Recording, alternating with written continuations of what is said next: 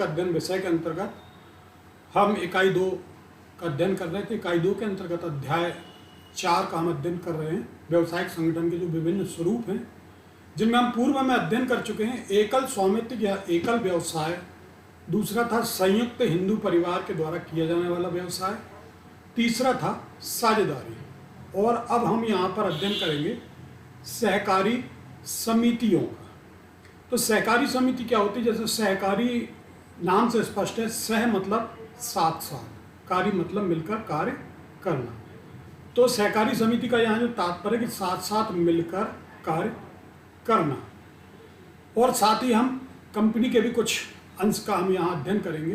तो सबसे पहले हम सहकारी समितियों से आशय जानेंगे क्या है, सहकारी समितियों की विशेषताएं क्या हैं, उसके प्रकार कौन कौन से हैं, और साथ ही कंपनी के अध्याय के अंतर्गत कंपनी का आशय, उसका अर्थ, उसकी विशेषता, कंपनी के प्रकार, और साथ ही यहाँ पर हम जो विभिन्न प्रकार कंपनी के उनके बारे में यहाँ हम अध्ययन करेंगे। तो हम सबसे पहले यहाँ पर चलते हैं, सहकारी समितियाँ क्या होती हैं। यहाँ पर कोऑपरेटिव सोसाइटीज़, जिनको हम सहकारी समितियाँ कोऑपरेटिव सोसाइटी बोलते हैं। तो सहकारी संगठन का जो उदय है वो अन्य व्यावसायिक प्रारूपों की कमियों को दूर करने के लिए हुआ है। सहकारी संगठन का जो उद्देश्य है वो अधिकाधिक लाभ कमाना ना होकर सदस्यों की सेवा भावना है। सहकारी संगठन का प्रमुख सिद्धांत पारस्परिक सहायता होता है, अर्थात दूसरों की सहायता द्वारा अपनी सहायता। तो यहाँ हमने देखा कि ये जो संगठन बनते हैं, ये इनका उद्देश्य सेवा भावना को ध्यान में रखते हुए, अपने सदस्यों के हित को ध्यान में रखते हुए लाभ कमाना इनका उद्देश्य होता है। तो लाभ कमाना उद्देश्य तो है ही साथ में, लेकिन सदस्यों की सेवा भावना पहले है।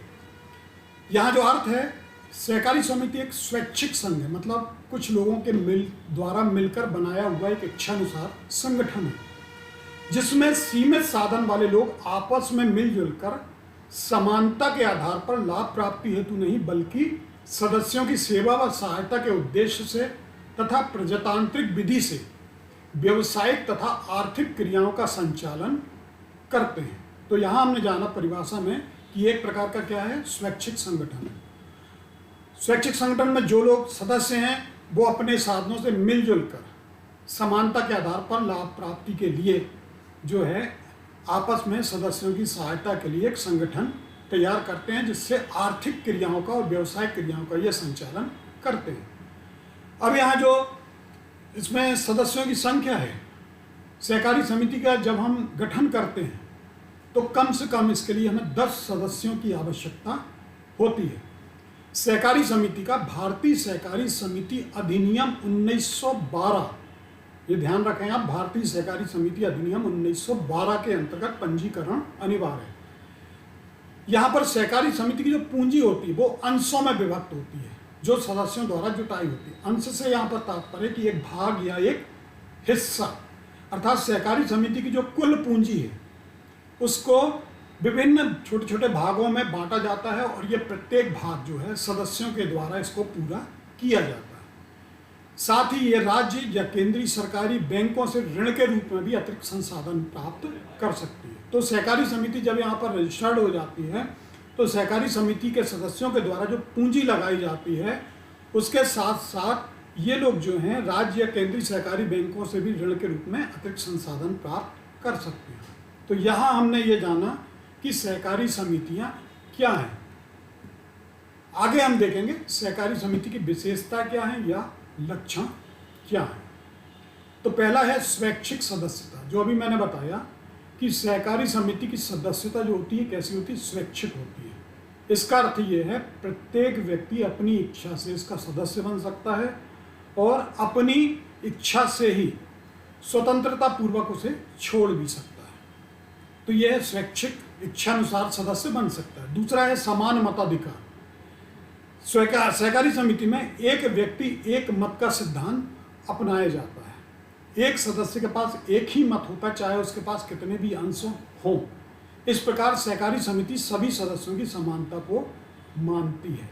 यहाँ पर इस बात का आशय ये है कि सहकारी समिति का एक व्यक्ति एक सदस्य कहलाता है। उसके पास जो है उस सहकारी समिति के कितने भी अंश हों, लेकिन वो एक मत ही उसके पास होता है। इस प्रकार से सभी सदस्यों की समानता को मानती है। तो समान मताधिकार, फिर पृथक वैधानिक अस्तित्व। सहकारी समिति जो है भारतीय सहकारी अधिनियम 1912 के अंतर्गत पंजीकृत होना आवश्यक है। इसे एक पृथक वैधानिक अस्तित्व प्रदान करता है, रजिस्ट्रेशन जो हम कराते हैं। फिर निगमित संस्था होने के कारण इस पर सरकार का नियंत्रण भी रहता है। तो जो सहकारी समिति है जो रजिस्टर्ड होती है भारतीय सहकारी समिति अधिनियम 1912 के अंतर्गत, उस पर सरकार का भी नियंत्रण होता है। फिर प्रबंध, सहकारी समिति का प्रबंध सदस्यों द्वारा चुनी प्रबंध समिति द्वारा चलाया जाता है, जो लोकतांत्रिक सिद्धांतों के आधार पर इसका प्रबंध चलाती है। सदस्यों को ऐसे प्रबंधकों व पदाधिकारियों को हटाने का अधिकार होता है जो समिति के हितों को ध्यान में रखकर कार्य नहीं करते। इसके बाद फिर सेवा भावना, जैसा कि बताया तो सहकारी समिति का मुख्य उद्देश्य सेवा करना होता है, ना कि अधिकतम लाभ प्राप्त करना। तो जो भी समिति तैयार की जाती है ये सदस्यों के हितों को ध्यान में रखकर की जाती है, सदस्यों को सेवा प्रदान करने के उद्देश्य से की जाती है। फिर अधिशेष का बंटवारा, सहकारी समिति को चूंकि लाभ कमाने के उद्देश्य से नहीं चलाया जाता, परंतु इसके लेन देन से वर्ष के अंत में जो अधिशेष या लाभ प्राप्त होता है उसे न्यायपूर्ण विधि से समानता के आधार पर सभी सदस्यों में बांट दिया जाता है। तो यह है सहकारी समिति की विशेषता या उसके लक्षण। अब यहाँ हम देखेंगे सहकारी समिति के प्रकार कौन कौन से हैं। हम विभिन्न प्रकार की समितियों के नाम आमतौर पर सुनते हैं, जैसे उपभोक्ता सहकारी समिति, उत्पादन गृह निर्माण सहकारी समिति। तो ये समितियों के जो प्रकार हैं इसके बारे में हम यहाँ जानेंगे। सबसे पहला है उपभोक्ता सहकारी समिति। उपभोक्ता अर्थात जो ग्राहक, जो हम आप हैं। उपभोक्ता सहकारी समिति की स्थापना उपभोक्ता के हितों की रक्षा के लिए की जाती है। एक समिति बनी होती है जिसमें जो सदस्य होते हैं जो उचित कीमत पर अच्छी वस्तु खरीदना चाहते हैं। तो ये समिति क्या करती है, थोक व्यापारी से थोक में माल को खरीदती है और फिर अपने ही सदस्यों को उचित मूल्य पर बेचती है। तो यहाँ हम जब देखते हैं कि जब माल उत्पादित होता है कंपनी से, तो उसके जो एजेंट हैं या प्रतिनिधि हैं, फिर उसके बाद थोक व्यापारी हैं, फिर उसके बाद फुटकर व्यापारी हैं, फिर फुटकर व्यापारी से होता हुआ माल किसके पास आता है, उपभोक्ता के पास। तो ये जो बिचौलिए हैं इनको इससे समाप्त हो जाते हैं ये। तो यहाँ पर क्या होता है, डायरेक्ट जो समिति है वो उत्पादनकर्ता से माल को खरीदती है उचित कीमत पर और उसी वस्तु को उचित कीमत पर अपने सदस्यों को बेच देती है। फिर समिति को माल के विक्रय से जो लाभ प्राप्त होता है प्रत्येक सदस्य को उसकी क्रय की मात्रा के अनुसार शेयर लाभांश के रूप में बांट दिया जाता है। तो यह है उपभोक्ता सहकारी समिति। दूसरा है उत्पादक सहकारी समिति। ये समितियां जो है छोटे उत्पादकों के हितों की रक्षा के लिए बनाई जाती है। इनका उद्देश्य छोटे उत्पादकों की सौदा शक्ति को बढ़ाना है। ये अपने सदस्यों को कच्चा माल व अन्य उपकरण व साधनों को उपलब्ध कराती है और उनके द्वारा तैयार माल को बाजार में बेचती है। प्राप्त लाभ को अपने सदस्यों के बीच में बांटती है। तो ये क्या करती है, इसके जो सदस्य हैं उन सदस्यों को ये कच्चा माल और अन्य उपकरण जो है साधन के रूप में उपलब्ध कराती है और फिर तैयार माल को उनसे प्राप्त करके बाजार में बेचती है और लाभ जो होता है सदस्यों को बांटती है। इसके बाद है विपणन सहकारी समिति। ये क्या करती है, छोटे उत्पादक जो हैं उनके लिए ये विक्रय का काम करती है। ये बिचौलियों को समाप्त करती है, उत्पादकों की बाजार में प्रतियोगितात्मक स्थिति को सुधार करती है। ये समिति अपने सदस्यों का माल एकत्रित करके उनका उपयोगीकरण प्रमापीकरण करती है। फिर विपणन से जुड़े हुए जो कार्य हैं जैसे परिवहन, माल को एक स्थान से दूसरे स्थान पहुंचाना, भंडारण, जब तक माल बिक न जाए उसको गोदाम में सुरक्षित रखना, पैकेजिंग, माल को क्वांटिटी के अनुसार मात्रा के अनुसार उसको बेहतर से बेहतर ढंग से पैकिंग करना, पैकेजिंग कहलाता है। ये सब करती है जिसके अनुसार उत्पादकों को अधिकतम कीमत प्राप्त हो सके और जो भी लाभ होता है फिर उस लाभ को उत्पादन के अंश के अनुसार सबके बीच में बांट दिया जाता है। तो ये तीसरा प्रकार जो है विपणन सहकारी समिति।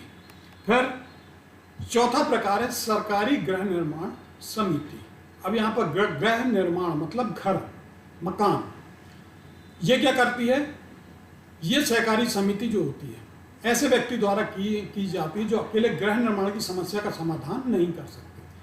ये समितियां क्या करती हैं? सबसे पहले अपने सदस्यों को तैयार करती हैं और सदस्यों को तैयार करने के पश्चात सस्ती दर पर कहीं इकट्ठी जमीन खरीदती हैं, उस जमीन का विकास करती है, उसमें नाली, पानी, रोड, लाइट, इसका विकास करती है। फिर उस पर कम से कम लागत का घर बनाकर अपने सदस्यों को बेचती है।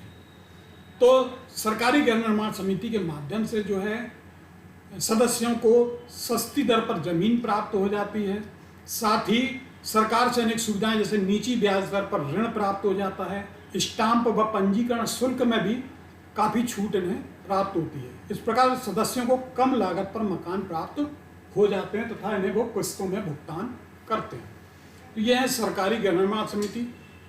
उसके बाद सहकारी कृषि समितियां। इस प्रकार की समितियां छोटे किसान द्वारा स्वेच्छा से बनाई जाती हैं ताकि उन्हें उचित कीमत पर अच्छे कृषि संसाधन उपलब्ध हो सकें।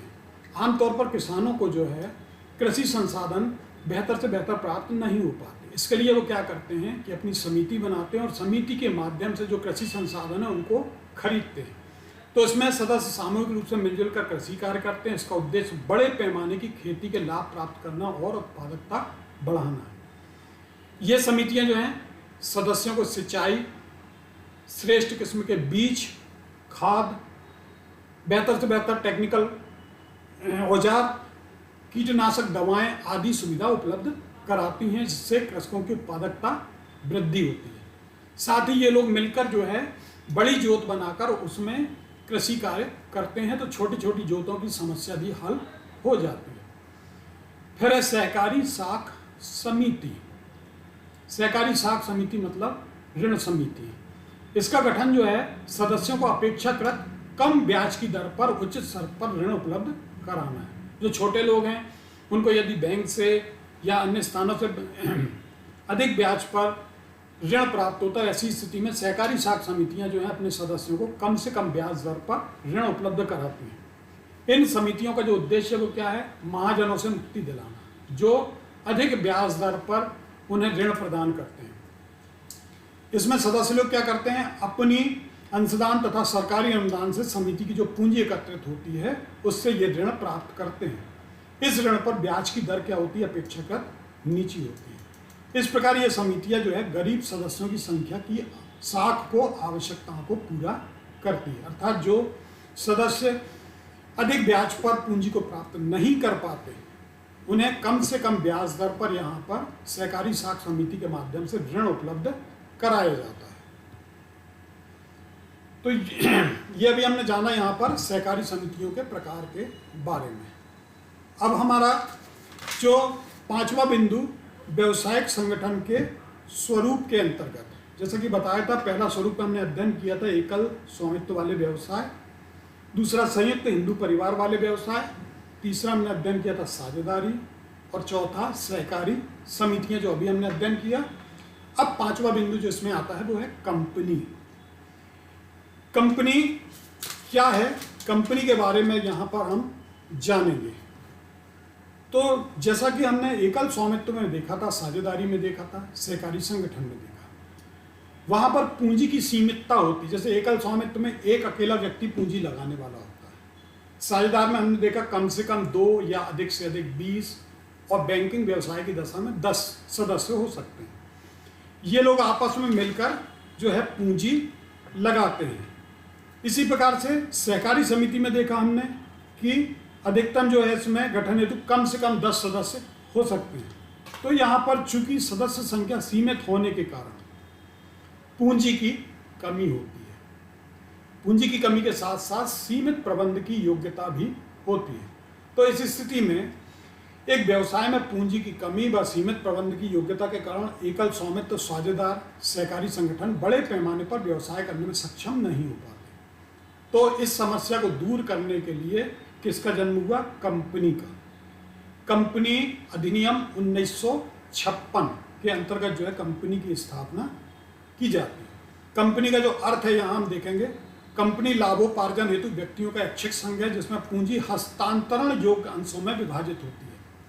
अंशों का स्वामित्व ही सदस्यों की शर्त होता है।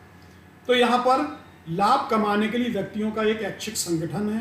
कंपनी की पूंजी जो होती है वो छोटे छोटे भागों में, अंशों में बटी होती है और ये भाग जो होते हैं कैसे हस्तांतरण योग्य होते हैं, अर्थात दूसरे को बेचे जा सकते हैं।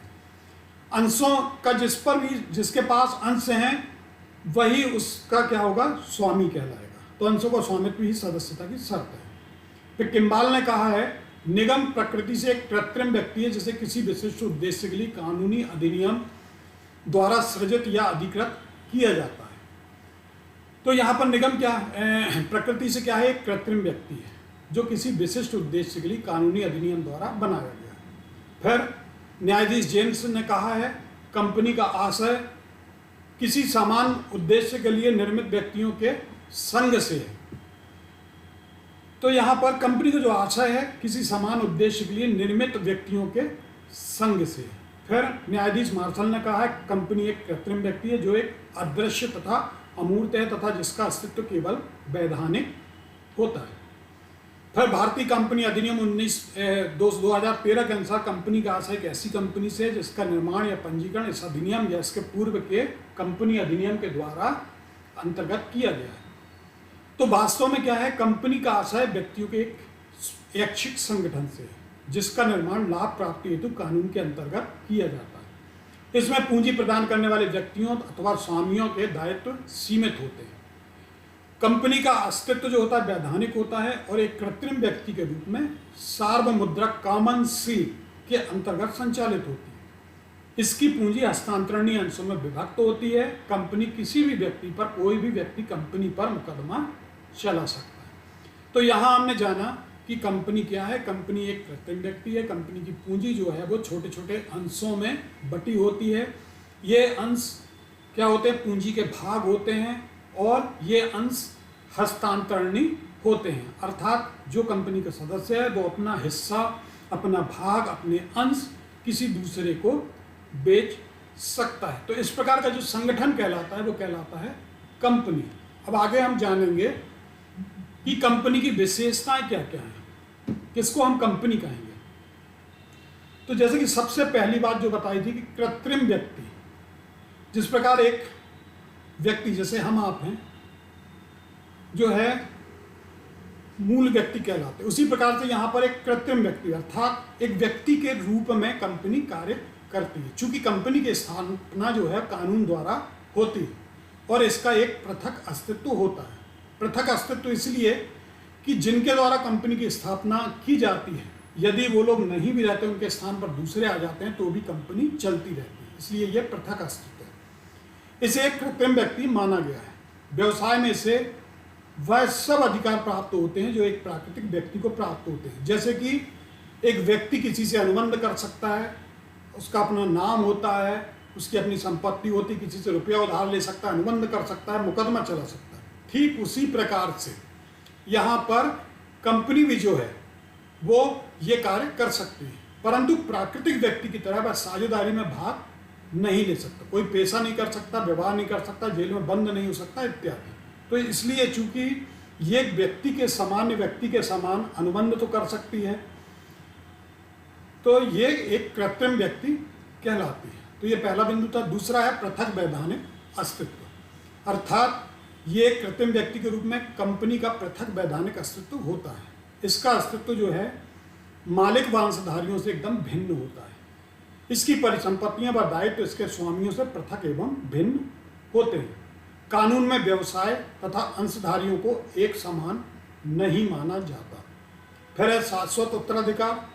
कंपनी का निर्माण चूंकि कानून द्वारा होता है, इसलिए कंपनी का जीवन केवल अधिकृत कानूनी प्रक्रिया को निर्धारित कार्रवाई के द्वारा ही समाप्त हो सकता है। इसका अस्तित्व जो है यदि अंशों का हम हस्तांतरण कर देते हैं, क्रय विक्रय से प्रभावित नहीं होता। कंपनी के अंशधारी की मृत्यु अथवा दिवालिया होने पर भी कंपनी पर कोई भी फर्क नहीं पड़ सकता। अर्थात कहने का आशय यहाँ पर यह है कि जिन सदस्यों के द्वारा कंपनी की स्थापना की गई है, यदि वे सदस्य नहीं भी रहते, उनके स्थान पर दूसरे सदस्य आ जाते हैं, तो भी कंपनी जो है संचालित होती रहती है, हमेशा कंपनी चलती रहती है। इसके बाद अगला जो है गठन। कंपनी का जो गठन या निर्माण जो है एक समय लगने वाली महंगी एवं जटिल प्रक्रिया है। कंपनी को प्रारंभ करने के पहले हमें अनेक वैधानिक व अन्य आवश्यक कार्यवाहियों को करना पड़ता है।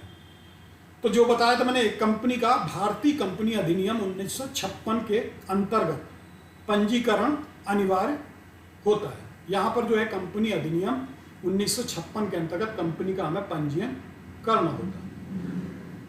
स्वामित्व व प्रबंध में पृथकता। कंपनी में इसके मालिक अर्थात अंशधारी कंपनी के अंशों को क्रय करके इसकी पूंजी में अपना योगदान देते हैं, परंतु प्रत्येक अंशधारी इसके प्रबंध में भाग नहीं लेता। अर्थात यहाँ पर जो लोग पूंजी लगाते हैं, आवश्यक नहीं है कि वे प्रबंध के संचालन में भी भाग लें।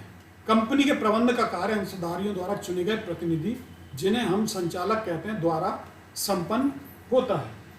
ये संचालक कंपनी के कार्यों के लिए अंशधारियों के प्रति उत्तरदायी होते हैं। इस प्रकार कंपनी में स्वामित्व व प्रबंध जो है वो भिन्न भिन्न होता है। अर्थात आवश्यक नहीं है कि जो पूंजी लगाते हैं वे प्रबंध भी का कार्य करें, ये आवश्यक नहीं है। फिर सीमित दायित्व, जैसे हमने देखा था एकल स्वामित्व वाले व्यवसाय में, साझेदारी में, यहाँ पर जो है उनके असीमित दायित्व होते हैं।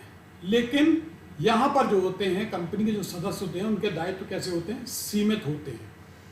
इसमें जो है, इसमें कंपनी में लगाई गई पूंजी तक ही इनका दायित्व सीमित होता है। इसके अतिरिक्त कंपनी के देयों के लिए अंशधारियों को व्यक्तिगत रूप से उत्तरदायी नहीं ठहराया जा सकता। तो यहाँ पर जो इनके दायित्व हैं, इनके द्वारा लगाई गई पूंजी तक ही सीमित होते हैं। फिर सार्वमुद्रा। कंपनी एक कृत्रिम व्यक्ति है, ये किसी प्रलेख पर हस्ताक्षर नहीं कर सकते, इसलिए कानूनी रूप से यह आवश्यक है प्रत्येक कंपनी की एक सार्वमुद्रा कामनशील हो जिस पर उसका नाम होना चाहिए। कोई भी व्यक्ति जो कंपनी की ओर से काम करता है उसके लिए आवश्यक है वह कंपनी को के लिए जो है उसकी सार्वमुद्रा यहाँ पर कार्य करती है। इसके बाद यहाँ हम देखेंगे अंशों की हस्तांतरणशीलता।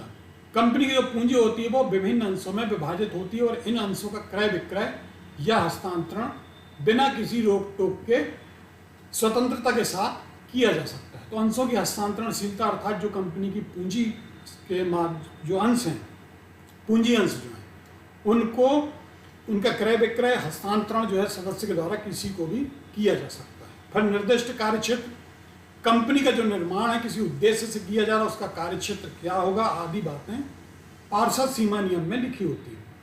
पार्षद सीमा नियम में निर्दिष्ट उद्देश्यों की पूर्ति तथा कार्य संचालन संबंधी नियम कंपनी के पार्षद अंतर नियम में दिए जाते हैं। तो इसका जो कार्यक्षेत्र होता है वो पार्षद सीमा नियम के अंतर्गत संचालित होता है। फिर अंशधारी एजेंट नहीं है। कंपनी के विपरीत, कंपनी साझेदारी के विपरीत कंपनी के अंशधारी इसके एजेंट के रूप में कार्य नहीं कर सकते। वे अपने कार्यों द्वारा कंपनी को बाध्य भी नहीं कर सकते। इसी कारण इसके अंशों का क्रय विक्रय देश में कहीं भी स्वतंत्रता पूर्वक करना संभव होता है। तो अंशधारी एजेंट नहीं। संपत्तियों पर स्वामित्व।